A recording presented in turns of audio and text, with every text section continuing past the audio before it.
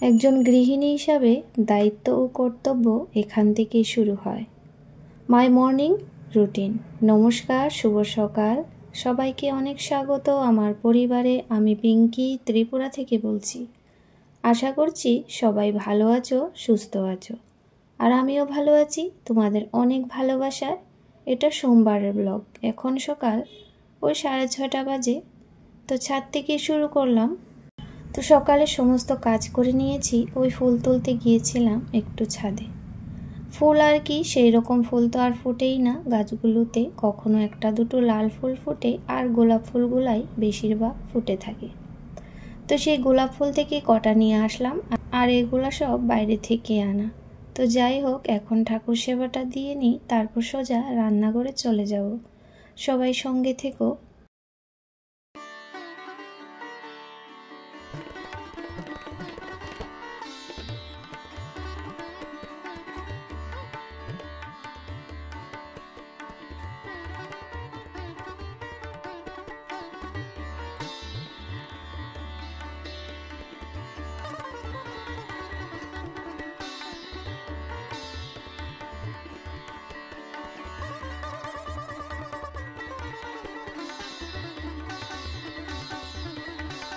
তো ভিডিওটি একটু আগে পিছে হয়ে গেছে।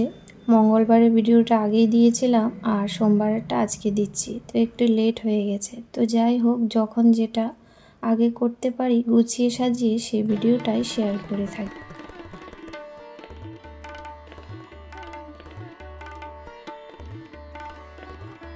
তো ওইদিকে বাচ্চাদের খাওয়ার জন্য ডাল ভাত করে নিয়েছি, যেহেতু ওরা স্কুলে যাবে। তো ওইদিকে কিন্তু আর আমাদের সকালে নাস্তার জন্য করেছি এখানে পিঠা বানাচ্ছিলাম। তো তার মধ্যে অনেকটা সময় গিয়েছে আর কি, ওদের ভাজাভুজি করে ডাল ভাতটা করে দিয়েছি। তো সেই জন্য অনেকটাই সময় হয়েছে। সবজিপাতি কেটে তৈরি করে গুছিয়ে রাখতে রাখতে এখন প্রায় কিন্তু 9টা বাজতে চললো। যেহেতু সোমবার আমার অনেকটাই সময় লেগে যায়। তো যাই হোক, এখানে কিন্তু খোলা পিঠা করে নিয়েছি, আর সবাইকে আমরা সবাই মিলে চা দিয়ে খাবো। তো ওরা তো ভাত খেয়েছে 2 জন, আর আমরা বাকি 3 জন চা আর পিঠা খাবো। তো তার আগে আজকে বানাচ্ছি হচ্ছে মোচার বড়া করে তরকারি, বা কোপ্তার মতোই বলতে পারো। তো একদম নিরামিষভাবে বানাবো। তো প্রতিদিন একই সবজি খেতে খেতে ভালোও লাগে না, আর তোমাদের সাথে তো আর নতুন কোনো রেসিপি শেয়ারও করতে পারি না। তো যাই হোক, আজকে এটা বানাচ্ছি। প্রথম তো কুকারে একটা হাই ফ্লেমে সিটি দিয়েছি, তারপর সেদ্ধ হতে চায় না তাই। তারপর সিটি দিয়ে ওইখানে যা মশলা থাকে সমস্ত মশলা দিয়ে, আর 3 চামচ বেসন দিয়েছি, সাথে 1 চামচ চালের গুঁড়া দিয়ে বড়াটা বানিয়েছি। তো বড়াটা বানাতে বানাতে সব ওরা স্কুলে চলে গেছে, আর এখন 10টা বাজে। তো ভাবলাম চাটা খেতে দেরি হবে, আগে চাটা খেয়ে নিই, বাকি সব পরে বানাবো। আসলে যেহেতু রান্না করতেই কিন্তু আমাদের দিনটা শুরু হয়, অন্য কাজ হয়তো পরেও করা যাবে। যেহেতু বাচ্চাদের স্কুল টিউশন প্রত্যেকটা ঘরেই যে যার যেরকম থাকে, কেউ চাকরি করে অফিসে যায়, সেই হিসাবে কিন্তু রান্নাটা করতে হয়। অন্য কাজটা পরে করা যাবে, কিন্তু রান্নাঘরে থেকে ছুটি পাওয়া যাবে না। তো এটা কিন্তু একটা বড় দায়িত্ব, কিন্তু কর্তব্য। বাচ্চাদের হোক বড়দের হোক, সবার খাওয়া দাওয়াটা দেখতে হয়। তো যাই হোক, সেই জন্য বাকি যে পিঠাগুলি ছিল 2-3টা, ওইগুলা কিন্তু বানিয়ে নিয়েছি। তো বানিয়েছি, এটা সন্ধ্যার সময় খাওয়া যাবে। আর ওইদিকে গরম জলও করে সবজিটা বানিয়ে নিচ্ছি।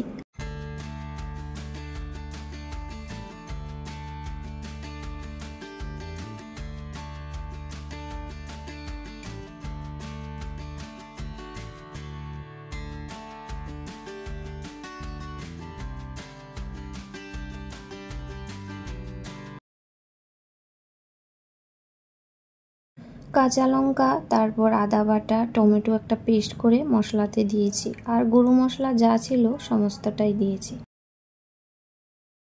আর ছোটো বাবুর জন্য 2টা তুলে রাখলাম, কারণ ও তো আবার ঝাল খেতে পারে না, সেই জন্য।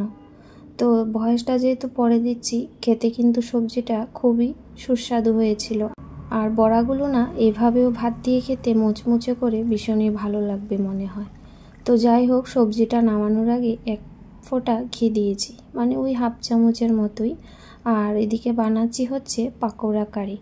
পাকোড়া কারিটা বিশেষত রাজস্থান আর ইউপির হবে আমার মনে হয় খাবারটা, মানে একটা যে বিশেষত্ব আছে ওদের ওইখানেই হয় এই খাবারটা আমার মনে হয় আর কি, ইউপি বিহারে সব জায়গাতে। তো যাই হোক, আমি একবার প্রথম খেয়েছিলাম জম্মু কাশ্মীরে যখন কোয়ার্টারে থাকতাম, একটা দিদিভাই আমাকে বানিয়ে খাইয়েছিল। আমার কাছে তো ভীষণই টেস্টি লেগেছে। তারপর দিদিকে বললাম, দিদি আমাকে কিন্তু একদিন বানিয়ে দেবে। তো দিদিটা এমপির ছিল, এখনও কিন্তু কথা হয় আমার সাথে, জাস্ট কালকেই ফোন করেছে।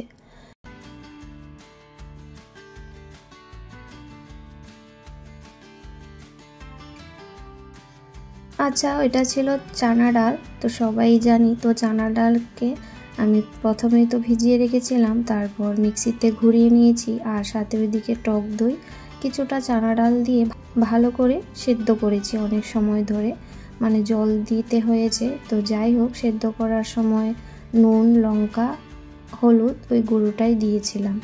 আর এখানে পকোড়াগুলো আগে দিতে হয়েছিল সেদ্ধটার সময়, যেহেতু কড়াইয়ের মধ্যে আমি আগেই ঢেলে দিয়েছিলাম তাই। তো যাই হোক, এখন পকোড়াগুলি বানিয়ে যখন ফোড়নটা দেব তখন কিন্তু দেওয়া যাবে।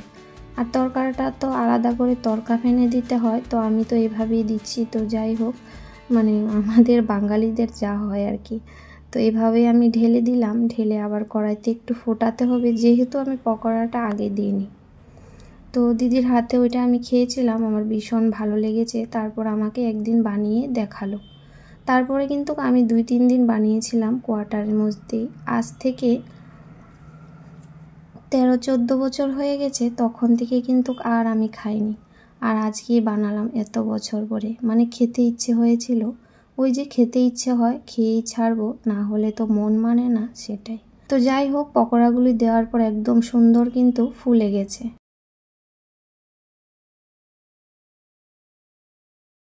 আজকের একদম সম্পূর্ণ নিরামিষ থালি কীরকম হয়েছে অবশ্যই কমেন্ট করে জানিও। তোমাদের প্রত্যেকের একটা কমেন্ট আমাকে কিন্তু একদম নতুন নতুন করে ভিডিও করার উৎসাহ বাড়ায়। তো যাই হোক, সবাই পাশে আছো সেটাই অনেক ভালো লাগে দেখে। সুন্দর সুন্দর কমেন্ট করো, একটা ছোট্ট কমেন্ট, একটা লাভ রিয়াক্ট, সেটাও কিন্তু আমার কাছে অনেক বড় ব্যাপার। তো যাই হোক, ওইদিকে রান্নাটা হয়েছে, আর একটু গরম জল বসিয়েছি।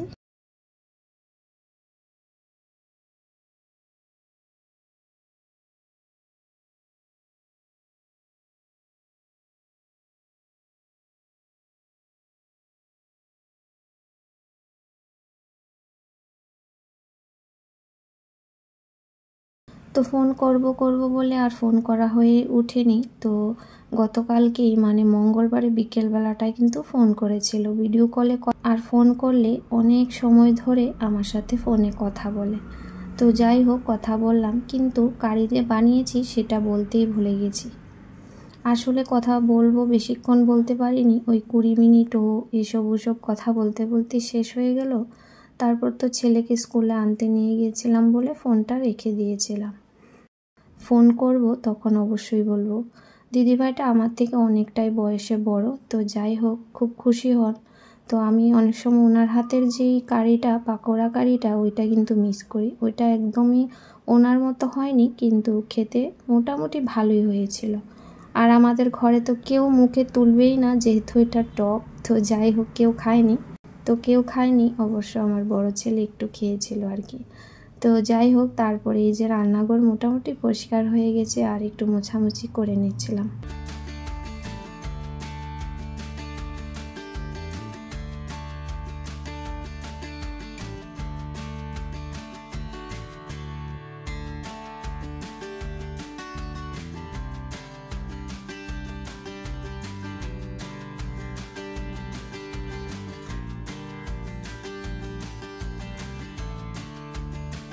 তো সকালের এই তাড়াহুড়ার সময়টা না বিশেষই তাড়াহুড়ার মধ্যেই কাটে। এই সকালের আশিবাসি কাজ করে, ঠাকুর সেবা, তারপর সকালের নাস্তা খাবার, স্কুলের জন্য রান্না, সমস্ত কিছু মিলিয়ে একটা তাড়াহুড়ার মধ্যেই হয়তো সমস্ত গৃহিণীদের এভাবেই কাটে। বিশেষ করে বাচ্চারা যখন আরও একটু বড় হয়ে যাবে তখন কিন্তু এত তাড়াহুড়া থাকবে না।